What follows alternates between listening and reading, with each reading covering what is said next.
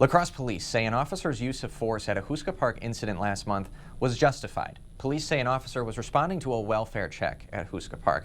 And in a police report, that officer says he was flagged by a Parks Department employee who said an individual in the park was calling him slurs. From there, things escalated. News 8 Now's Emily Haugen joins us now with what happened at the park and how La-Crosse officers train for situations like these. Ken, we received a tip accusing La-Crosse police officers of excessive use of force. After reviewing body cam video and police reports, we learned that's only part of the story. We want to warn you this video does involve use of force, which may be disturbing to some viewers. Policing is an ever-evolving practice. And you never know what type of a call you're going to go on, so you need to be alert. You need to be aware of your surroundings. You need to constantly be looking at the safety. At Houska Park in early October, Officer Daniel Howe was put to the test. I do. Can I see your ID, please?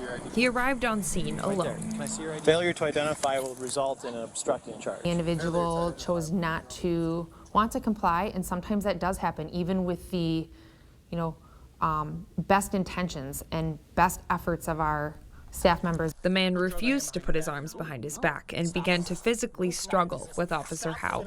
Howe took his hands off the man and ordered him to the ground. Get on the ground now! When the man refused that order, Officer Howe forced him to the ground. He did reach and grab for the officer's taser, which ends up being a whole nother level of safety for the officer, for the individual, for the other individuals and community members that are in the immediate area. Howe struck him in the shoulders with his knee. Captain Avery Schott says Officer Howe's use of force was appropriate. Officer Howe was surrounded by a crowd and says he worked to de-escalate.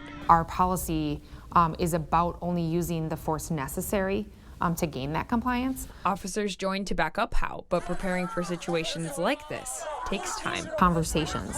There is practice. There are videos. There is reading over our policies and our procedures. Taking time to address incidents and improve. We're always asking, how do we get better?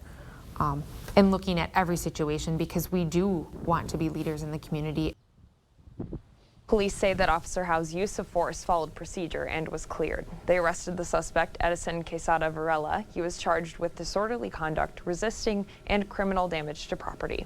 He has since been released from jail. Ken? All right, thanks very much, Emily. And last year, just over 1% of La-Crosse Police Department interactions involved the use of force. That percentage lines up with the last 3 years. If you'd like to learn more about the department's use of force policy, we've got that information available online. We'll post a link to that and the reports as well on news8000.com.